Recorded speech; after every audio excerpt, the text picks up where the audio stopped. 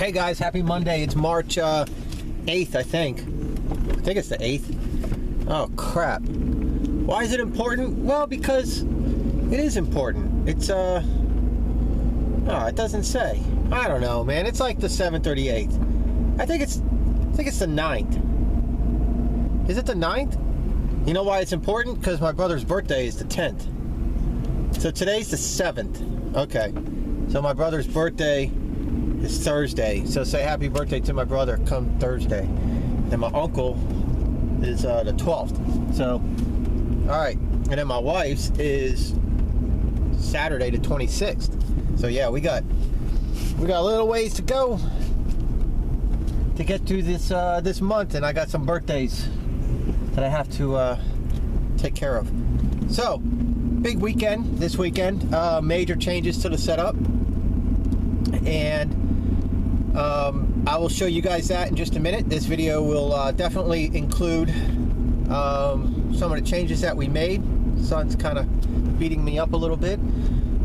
So, you know, I like efficiency, right? Everybody knows that about me, and I don't like messing around, and I've already found issues, let's just say, with my current setup. And so Saturday I thought about it, and I did a lot of measuring, a lot of thinking, a lot of planning in my head, drew some things down, and then yesterday I put my plan in action. I spent $33. That's it. And for $33, I just completely changed my entire setup 100%, and increased my ability to profit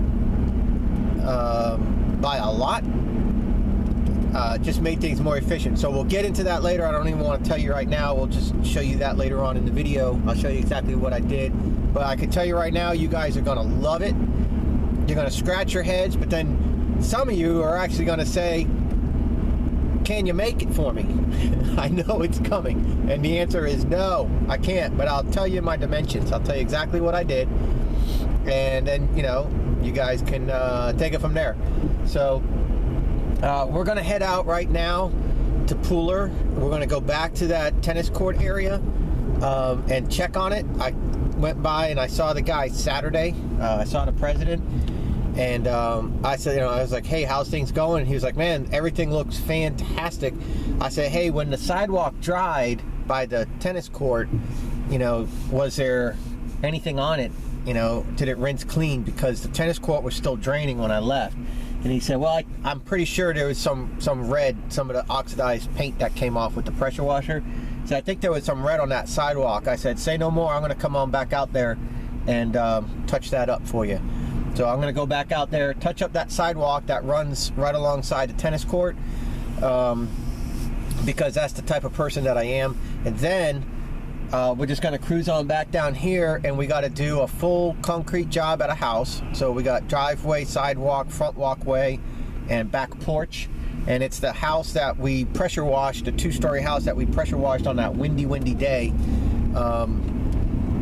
The one that they just closed on it, and I didn't have the water for the longest time, and now the water was on, and it was super windy, and we did that hour-long video, hour and a half or whatever video, very detailed explanation of my trailer, and showed you guys exactly how I do the pressure washing and stuff. So we're gonna do that. She texted me yesterday, Sunday. People say when you own your own business, you're your own boss. My butt. But she texted me Sunday, and I answered it because that's the type of person I am. I'm not going to not answer it, because when you don't, they find someone else who will. So I answered the text, and she asked me how much it is to do the driveways and all that stuff. And, you know, I told her, look, you know, my concrete flat rate price is usually about $150. I said, but, you know, when we do it together with the house, I'll take like $30 or $40 off and just round it to like the nearest 200 or 250, or, you know, depending on what size house you have. And, you know, if you have a regular driveway, or if you got something crazy, or if you have a regular walkway, you know. So I cut her a little break. So we're going to go there and we're going to knock that out. Excuse me. And get that concrete job done. And then we got a yard to do. Customer contacted me Friday, I think it was, Thursday, sent me an email requesting me to get them cleaned up for the year, for the season already.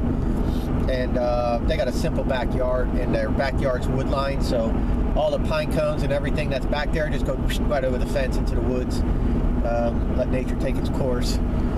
So we're gonna mow a yard today and do this concrete job today. So today's a pretty good day. It's a pretty decent profit day. I don't have my lawn trailer with me because there's just no reason to. The yard that we're gonna do is right in my neighborhood.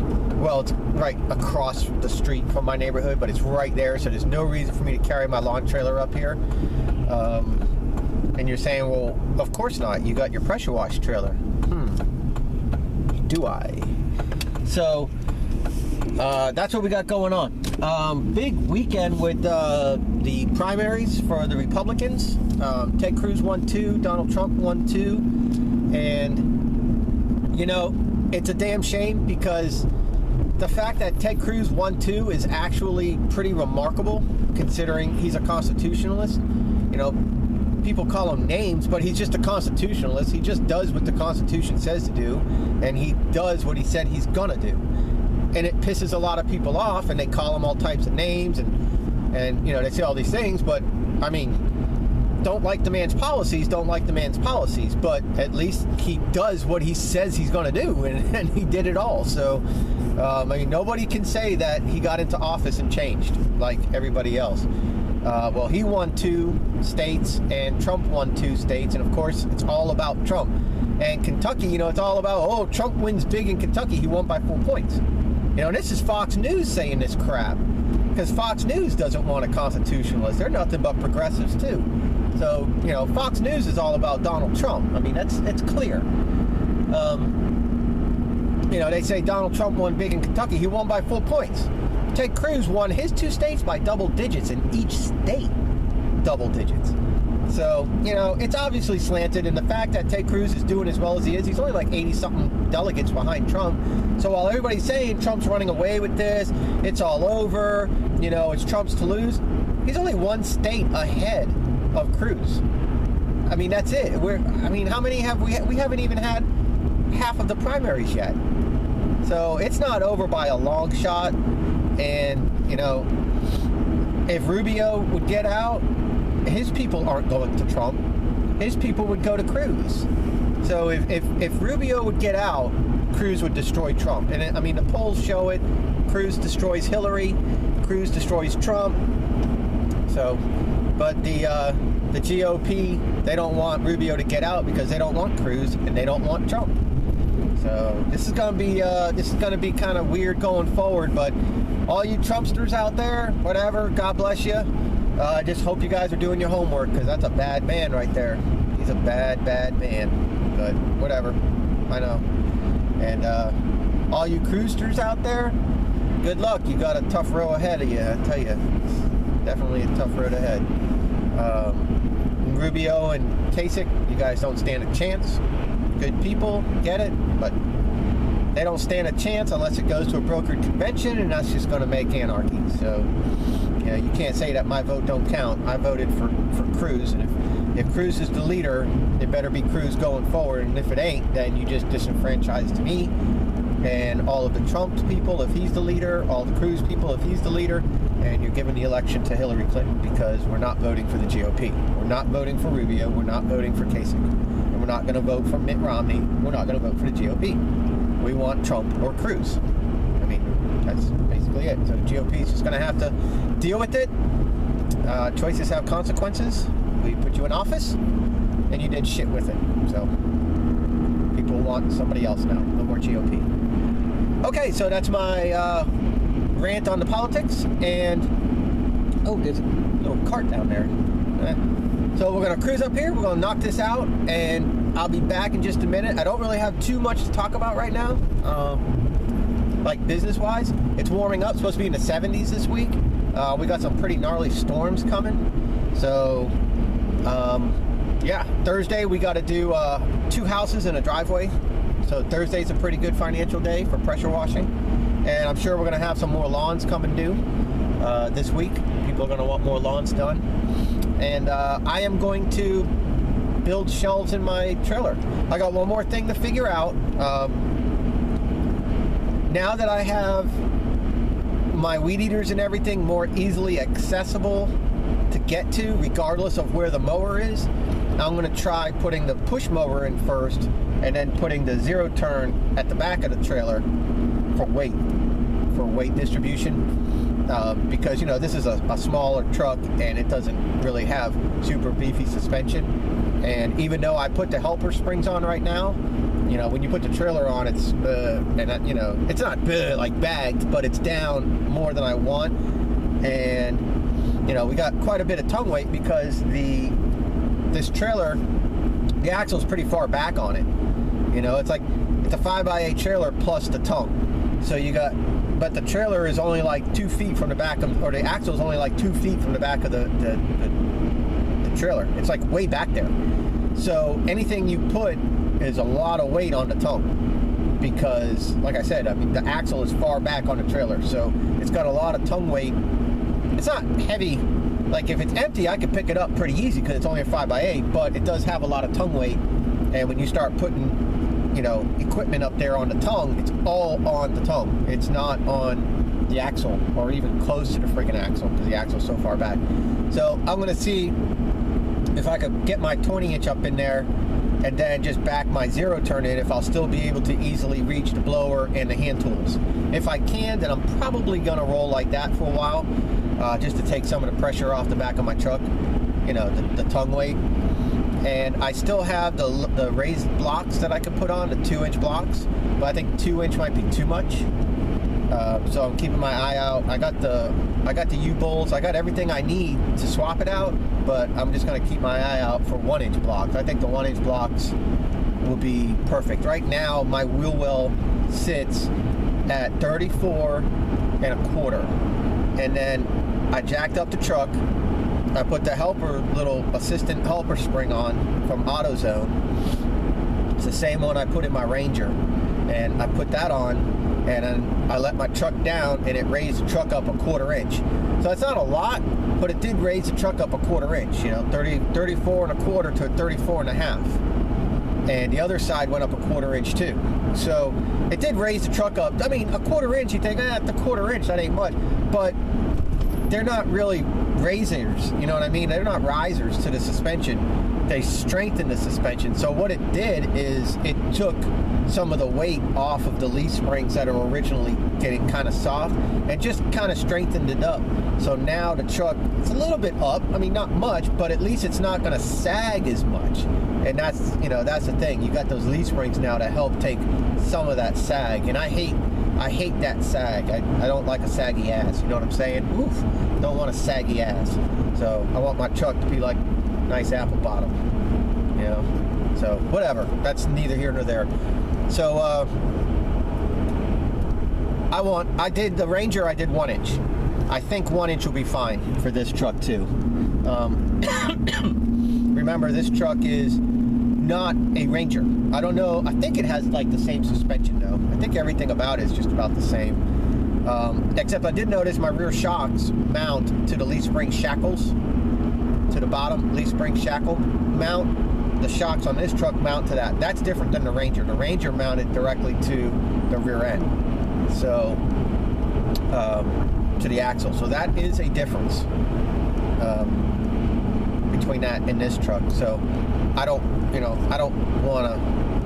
I'm being really careful. I think 1-inch will be enough. So I just got to hit some auto stores. I'll find them. They sell just the blocks by themselves for like $19.99 or something like that. And you know, and then I can swap that out. I just think that'll make more sense. Get it up 1-inch, and that'll be good. I think that'll ride pretty nice. And then you could also get another set of helper springs too, and put it on the front of the leaf spring. And then that would really strengthen things up. And then by the time I'm done with that, I might as well just go buy a dually. But whatever. So I'll be back in just a minute because I'm going to show you guys some major freaking changes. All right, guys. Are you ready for this? Major changes. Here's what I made. It's a self-contained, 100% completely portable, self-contained pressure, I already said self-contained, pressure wash pallet, capable of fitting in the back of any pickup truck, any van, and can be placed and secured to any open trailer. Are you ready for this? Boom. You heard right. Boom. There it is.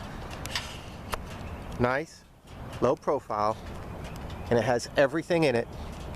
And I'm just giving you a far view here. Has everything in it. I'll get closer in a minute. That I had on my trailer, including my wands and everything. Are they in here? No, they're not in there. My kids go in there. There's no wands in there, no chemicals in there. There's no chlorine in there. Everything is here. Let me give you the tour. Okay, I just turned my truck around so I can stand back here and not have the sun in our face. Note the lock, okay? It locks. I unlocked it just now, but it locks. Why? Muy importante. Oh, I thought I unlocked it. Hang on, what did I do with my key? Oh, I put my key up here. Still figuring it out. Hold on now.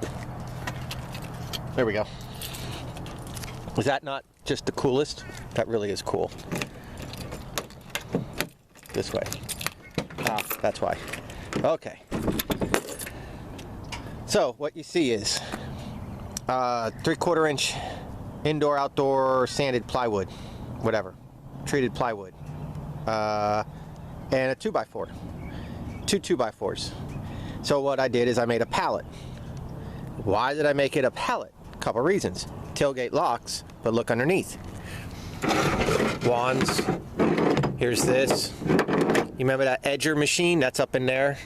Here's my Syphon thing, my pump for the drum. Okay. Right here, fits nice, ain't going nowhere, surface cleaner. Here's my reels, secured, bolted. My chemical tank, just like the trailer. Pressure washer, gas, pump sprayer. That's it, guys. It's all right here. Everything's right here. And the great thing about this is it's 100% portable. So a couple guys can slide this out. It's too heavy for me alone. But a couple guys can slide this out, drop it onto an open trailer, put a couple cargo straps across it, and can use it on an open trailer. You could take this out, put it in a rental if my truck breaks down. I can take this out and leave it in the garage if I absolutely know that I have absolutely no pressure wash work to do, but I need the bed of my truck for pine straw or anything else for that matter, you know, lawn service related, then I can slide this out and just put it in my garage or put it on my open trailer, which I'm going to be fitting with sides for cargo, for hauling. That little 4x8 trailer, I'm going to make that like a little debris trailer or something. I don't know yet. I really don't know what I'm going to do with it. But, and then of course my stand. So a couple things I still need to do. Oh, and I got my little duck boots here, my little water boots. A couple things I need to do. Put a little fitting right here and then run some clear hose out. And then, you know, just maybe stick it up here where it just stays, but then when I need it, pull it out and be able to fill up my spray bottle easier, you know. Right now I can't fill my spray bottle, so I need to do that. But I mean, I got full access to my reels right here.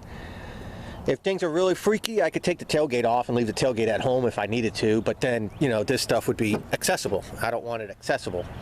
And I was actually thinking about building trays, take like, not 2x4s, but like maybe 1x3, and go down, across, and up, and then take paneling and make so it's like a drawer with a little handle, or maybe two little, you know, finger holes, and slide it out, and all this stuff would just slide out and sit on the tailgate here. I grab what I need and then slide it back in.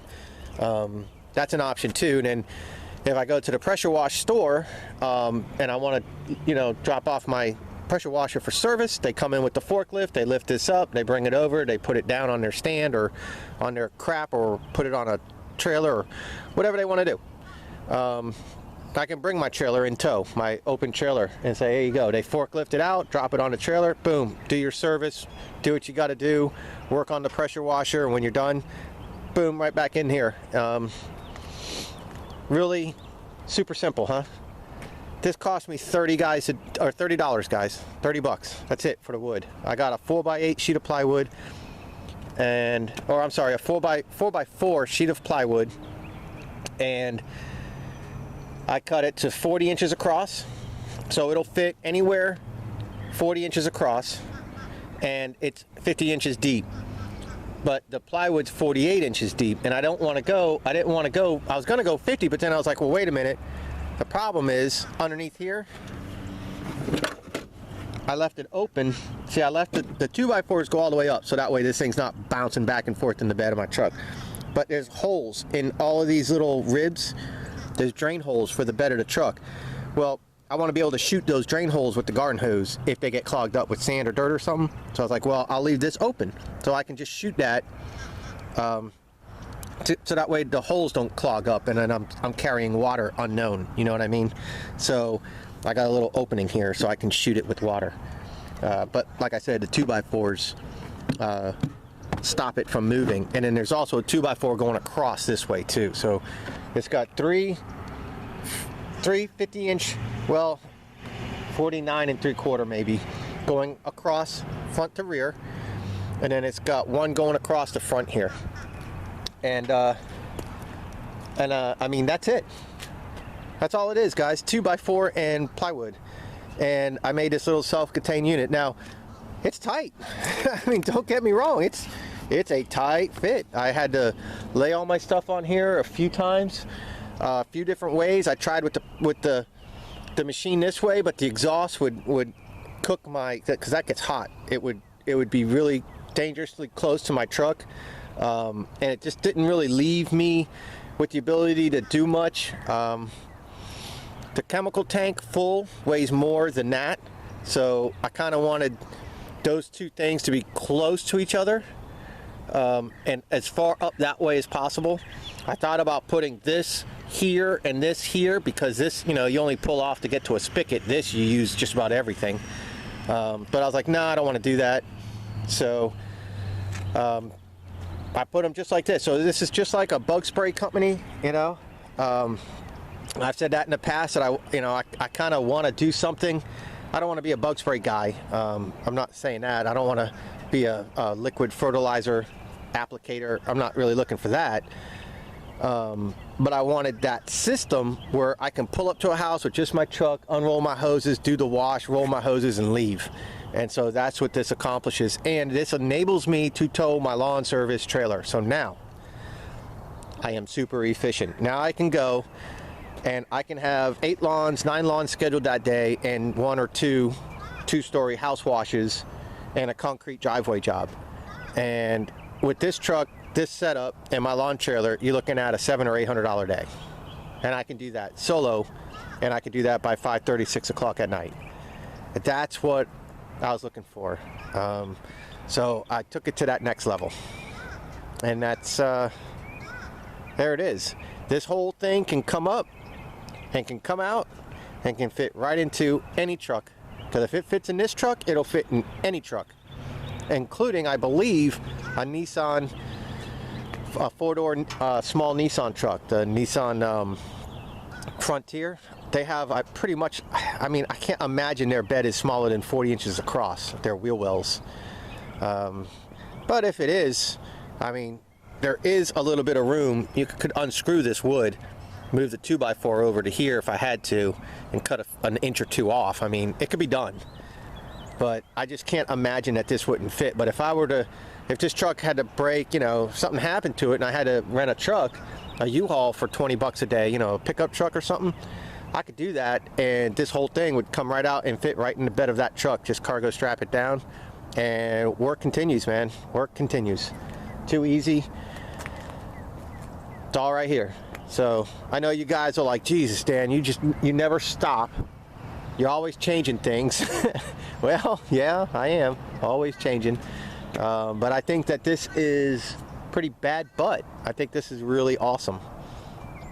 It took me damn near all day yesterday to do it, because I had to take the other trailer apart, make this pallet, figure it all out, and then I sat on the floor of my garage with everything down on the floor of my garage, bolted it all together, and had to keep going in and out, in and out, in and out to figure out, you know, what worked. And that's it. I mean, this thing is secured.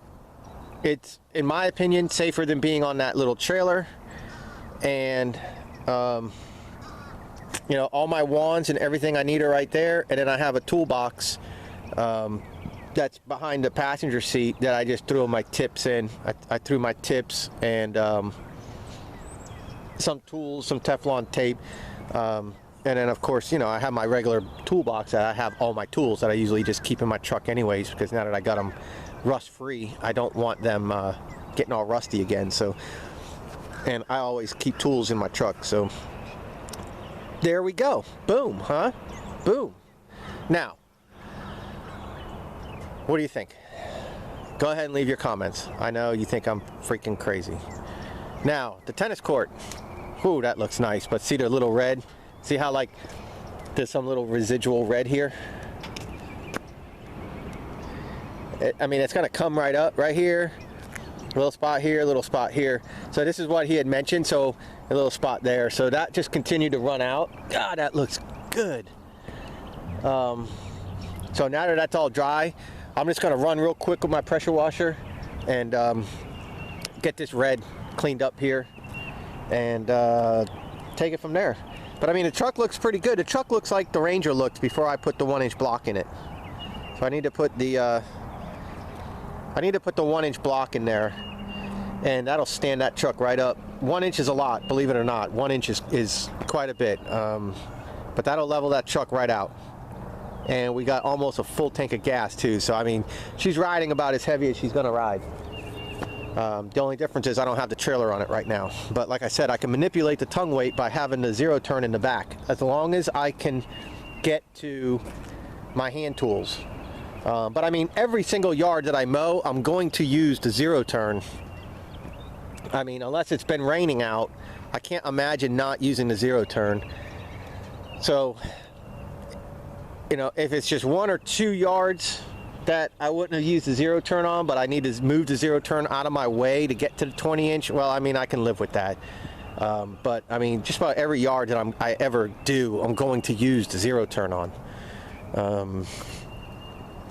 So I don't have a problem with it being toward the back of the trailer now that I can reach the tools. Before, there was no way I could have it in the back of the trailer because I couldn't really reach the tools at all. Now that I reversed all the racks and I got that new setup, you know, things are much different.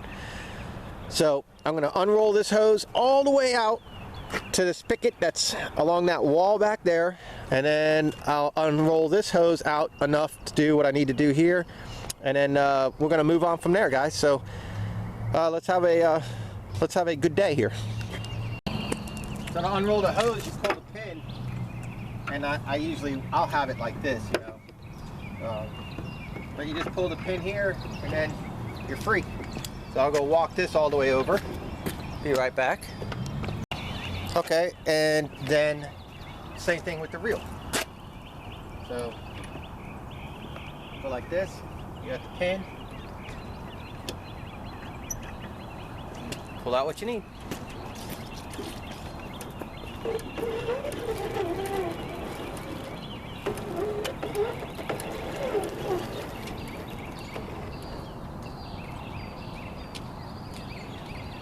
Now, guys, there's something to think about. I want you to check this out.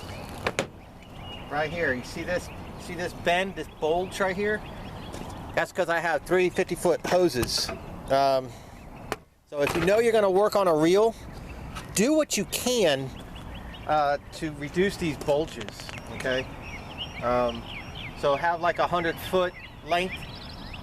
You know, you can buy 100-foot length instead of 50-foot lengths. And you know, that's less O-rings and crap to have to mess with anyways, and it's less of these crazy bends that we got to do. So I try to be real careful with them, with the way I put them on, and I save it for one area here and here, because you can't put this crazy bend up here because then it'll hit when you're trying to roll it. So I roll my line here, and then when I get to a connection and you got that bend, I'll put them both on the same side with space, you know, with room for them to do what it's got to do. So there, that's locked. We got this. Here's my wand right here. And remember, the tailgate locked, so that keeps all my stuff safe.